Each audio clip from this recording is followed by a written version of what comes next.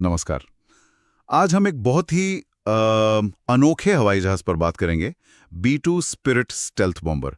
हमारे पास जो जानकारी है उसके आधार पर इसकी कहानी, इसकी तकनीक, इसके मायने सब समझने की कोशिश करते हैं। नमस्ते। हाँ बिल्कुल, इसे देखकर लगता ही नहीं कि ये कोई आम जहाज है ना। एकदम जैसे कोई उड़ता हुआ पंख हो। सही कहा। और हाँ, दुनिया के सबसे एडवांस्ड और सबसे महंगे विमानों में से एक माना जाता है ये। बिल्कुल।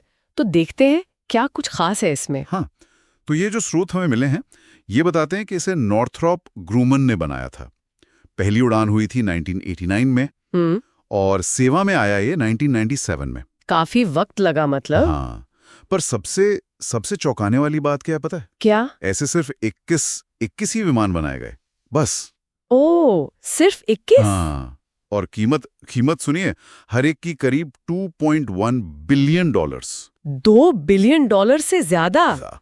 बाप रे। तो ये जो सीमित संख्या है और इतनी ज्यादा लागत, यही इसे मतलब बहुत खास बना देती है।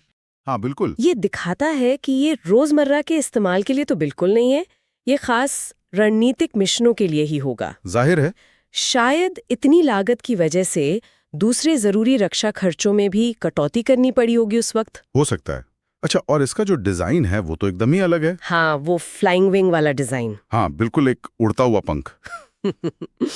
स्रोत कहते हैं कि इसे खास तौर पे रडार और दूसरी निगरानी से बचने के लिए, मतलब स्टेल्थ के लिए डिजाइन किया गया। सही। इसमें वो कोई खास रडार सोखने वाली परतें होती हैं, रैम जिसे कहते हैं। हाँ, रडार एब्जॉर्बेंट मटेरियल, और इंजन भी इस तरह से अंदर छुपाए गए हैं कि उनकी गर्मी और आवाज कम से कम डिटेक्ट हो। अच्छा। ये डिजाइन असल में शीत युद्ध के टाइम सोवियत संघ के जो एयर डिफेंस सिस्टम्स थे ना, उनसे बचने के लिए ही विकसित किया गया था। मतलब दुश्मन के इलाके में चुपके से घुस जाना। बिल्कुल, बिना पता लगे घुसना और उनके सबसे महत्वपूर्ण ठिकानों पर हमला करना, यही मकसद था। समझ गया।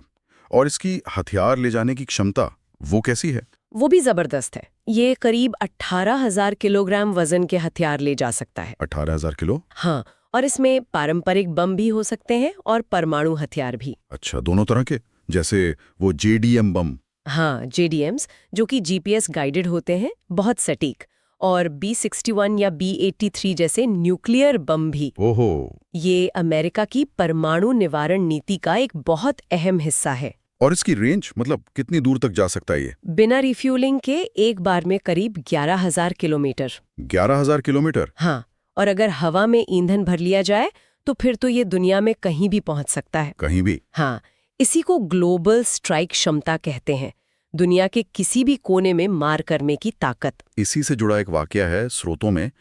एक B-2 ने अमेरिका से उड़ान भरी। हाँ, और सीधा अफगानिस्तान तक 44 घंटे से ज्यादा की लगातार उड़ान। 44 घंटे मतलब लगभग 2 दिन हवा में। हाँ, और बीच में कई बार हवा में ही रिफ्यूलिंग हुई। कमाल है। इसे कभी-कभी वो ब्लैक डेथ भी कहते हैं ना, इसके रंग और रात में गायब हो जाने की वजह से। हाँ, सुना है। ये उदाहरण दिखाता है कि इसकी पहुंच कितनी जबरदस्त है। इसे दुनिया के किसी भी कोने में सटीक हमला करने के लिए ही बनाया गया है, वो भी बिना किसी नजदीकी एयरबेस के। तो ये सिर्फ एक हमलावर विमान नहीं है, ये दुनिया भर में अमेरिकी ताकत का एक चलता फिरता रणनीतिक संकेत भी है। लेकिन इतनी कमाल की चीज है तो महंगा तो होगा ही। रख रखाव का क्या, वो भी मुश्किल होता होगा। हाँ बिल्कुल, ये इसकी एक बड़ी चुनौती है। स्रोत बताते हैं कि इसका जो ऑपरेशनल खर्च है वो बहुत ज्यादा है। कितना? अंदाजन $150,000 प्रति घंटा, मतलब 1 घंटे उड़ाने का खर्च $1.5 लाख। ओ बाप रे। और हर उड़ान के बाद इसकी बहुत डिटेल्ड मेंटेनेंस करनी पड़ती है। खासकर वो जो स्टील कोटिंग है ना, वो बहुत नाजुक होती है। अच्छा। उसे ठीक रखना काफी मुश्किल और महंगा काम है। इसी वजह से तो सिर्फ 21 ही बने, जिनमें से आजकल शायद 20 ही ऑपरेशनल है। समझ आता है अब। तो ये हर तरह के मिशन के लिए शायद सही भी नहीं है। नहीं, बिल्कुल नहीं। अच्छा, तो भविष्य क्या है इसका?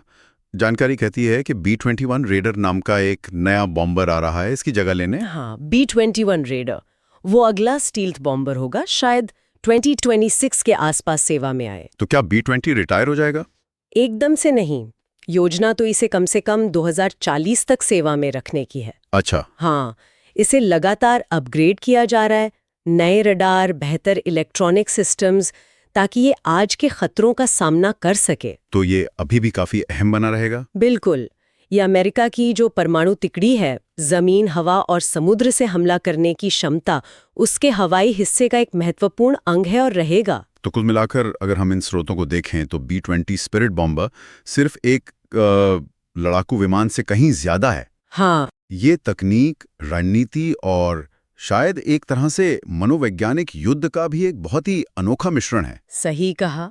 अदृश्य, बहुत शक्तिशाली और जैसा हमने देखा, बेहिसाब महंगा। बिल्कुल। और ये हमें सोचने पर भी मजबूर करता है ना? हम्म। कि देखिए, एक तरफ तो B2 जैसी अविश्वसनीय तकनीक है, पर दूसरी तरफ अब साइबर हमले, हाइपरसोनिक मिसाइल जैसे बिल्कुल नए तरह के खतरे भी आ रहे हैं। हाँ, ये बात भी है। तो सवाल ये उठता है कि क्या भविष्य में B2 जैसे इतने महंगे, इंसानों द्वारा चलाए जाने वाले स्टेल्थ प्लेटफॉर्म्स, क्या वो अपनी अहमियत बनाए रख पाएंगे? या फिर जंग का तरीका ही इतना बदल जाएगा? हाँ, कि शायद मानव रहित सिस्टम्स या कुछ और ही ज्यादा महत्वपूर्ण हो जाए। ये एक बड़ा सवाल है।